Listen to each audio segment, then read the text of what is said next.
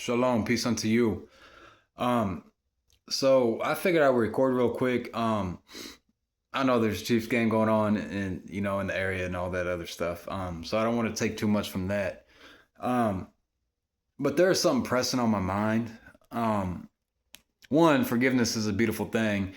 To be forgiven and to forgive is very powerful. You see the love in people when they forgive. Um, so um, Moving on. Um, So in regards to Kirk, excuse me, again, rest in peace. And please don't take this any way, because death is, especially murder.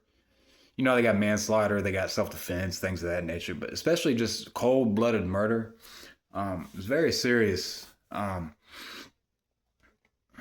Excuse me for saying so many times. It's very serious. So I'm going to get to the point.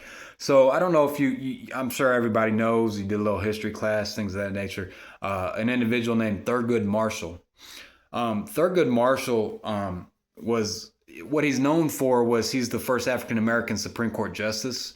So there's 9 Supreme Court justices. He was the first African American to make the Supreme Court justice. He didn't make it because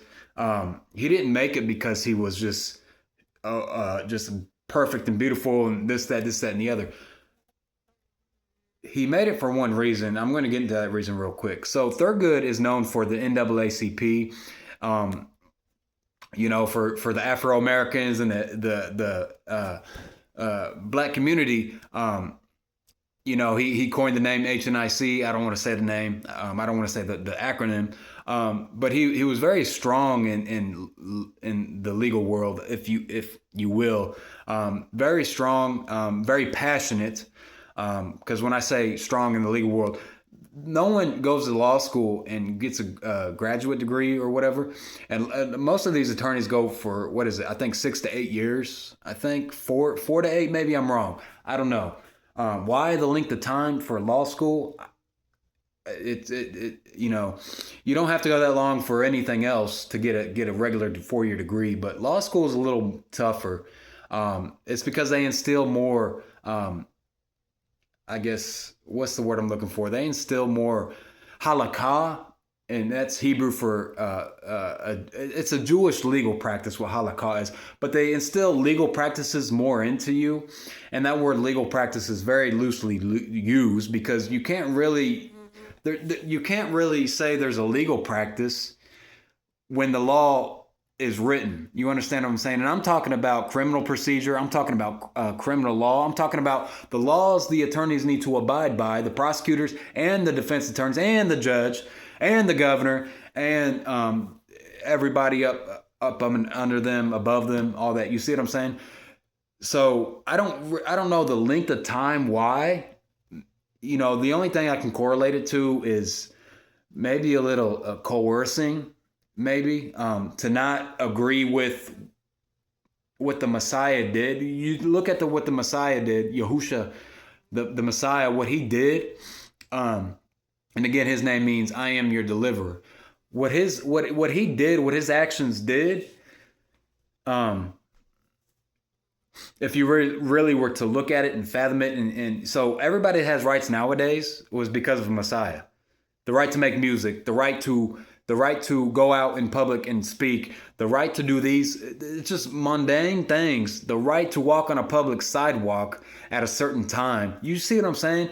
There wasn't none of this with when Rome was the empire and the state, whatever, what have you. You can get into civics about the issue, about the words I'm using.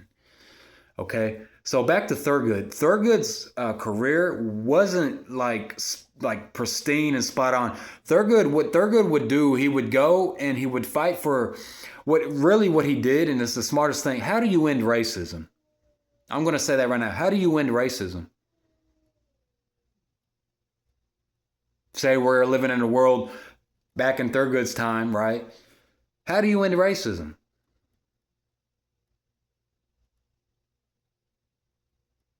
Very, very basic, simple thing that Thurgood implemented, or what's the word I'm looking for? Um, excuse me, I'll move on. He desegregated schools. Okay, college, high school, middle school, grade school, whatever. But how do you end racism? If racism is rampant in the land, how do you end it? Well, you desegregate the kindergartens and you desegregate the elementary schools. Very simple, basic stuff. So he would travel from state to state, representing the NAACP, the Association of Colored People, things of that nature, right? This has nothing to do with skin color. This has everything to do with the right thing and what the Messiah would do. So in his journey, what ended up happening, he had death threats all along. He would go to places and he would go there and practice law in whatever jurisdiction he's in, and then he would leave and get kidnapped and then threaten to get drowned and things, threaten to get killed and things. But one thing I want to leave you with, and this is very important, this is not taking anything away from the death of martyrs, the Stephen or Stephen, what have you, in the book of Acts, when they just killed Stephen, and when he died, when he's about to die, what he saw was the Father and the Son very close to death. If any of you relate to that, being close to death and seeing the Father and the Son, and then seeing what Stephen went through with Stephen, very, very powerful. But one thing Thurgood did say, Thurgood Marshall, and Thurgood, I've read his biography. He drank a lot, he smoked a lot, so he ended up having health problems. But he was the first African American in. And what I'm saying now, you can reference the Hebrew or the Old Testament and read what people did within the government to do this and do that. He implemented the Old Testament. But one thing he said that resonated with me, and he quoted this in his biography, Martin Luther King Jr. and MLK, and Malcolm X. I'm not going to say that he hated these men, but what he said about these men was they caused too much trouble, and there's going to be violence that comes from this, okay? So now Charlie was a dedicated Christian. He preached the word, the New Testament, mainly, from what I've seen. And he did it. So more or less what I'm saying, Thurgood thought MLK, before their death, when they were rising or whatever have you, when they were preaching, MLK and Malcolm X, Thurgood said, I don't agree with what they're doing. All they're doing what can ensue is violence. And what ended up happening? MLK died by violence and Malcolm X died by violence. Now you consider and say, is that something for me? If I want to, in my spiritual path and my spiritual walk, is that something? Do I want to be an MLK? Do I want to be a Malcolm X? Do I want to be a Thurgood Marshall? He didn't hate these men. Again, correlated to today's time, Charlie Kirk. Great prophet for the word. Great person to share hope for people that are hopeless. But there's a reason why Thurgood Marshall, again, and he didn't just become Supreme Court Justice like that. He went through a lot of crap, a lot of states, a lot of courts, a lot of losses to get to where he is and to get to where the law is now. But again, I just leave you with this. He didn't agree with what Malcolm X and what, before their passing, before their assassination, Thurgood Marshall did not agree with Malcolm X and MLK's philosophy, how they went about things, how they started riots, or they didn't start, what have you. I don't want to get into it because it's one thing. I mean, as simple as this, I'm not an African American, so I don't want to offend anybody. But Thurgood Marshall, and you can research this and look this up, he did not agree with what MLK and Malcolm X were doing because he said all this can bring is violence and death. I believe those were his words. If they're not, you can fact check me and go look at his own biography. And then what ended up happening, Malcolm X and MLK, both of them ended up getting killed. Okay? But they were doing something for their people. So you can't sit here and say, oh, what they were doing is wrong. So I want to leave you with this. What do we do in today's world to stop that? Because you got Democrats and Democrats and Republicans, you got the independent, you got all these different views and what people have went through in their own life and why they believe what they believe now. You understand what I'm saying? Not one sin, everybody's sin, so not one sin is greater than the other. But to get up there and say, you people are sinners and doing this and doing that and doing this. Charlie didn't do this. Charlie would talk to people, so I commend him for that. But my brother, rest in peace, Charlie Kirk.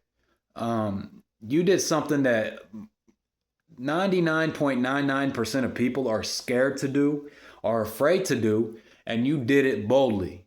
But that's something to think about. Thurgood, somebody that got a profession in law, grown up in law, and this, that, and you can look at it. Well, he had a good childhood. He had family that was already in the law, and then that's how he got a startup. Just like people look at Trump. Well, he already had money, and people that do. So what? But this is I'm talking to people that want to get in the spiritual walk and want to get a voice like Charlie. Be very careful in how you do it. That man was very careful in all his speakings and all his preaches, what have you. It's like an apostle dying. It's like a preacher just getting shot like in the Old Testament. That's exactly what happened. Condemn the guilty, acquit the innocent. But if you want to do this spiritual walk and do the spiritual journey, I advise you to be very careful in how you do it.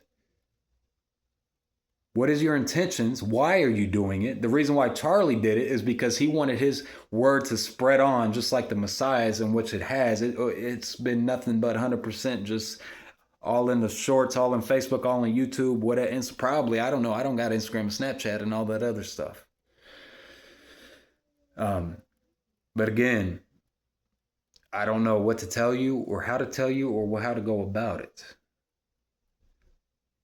But be alert and watchful and don't give in to temptation. Very careful. Be very careful.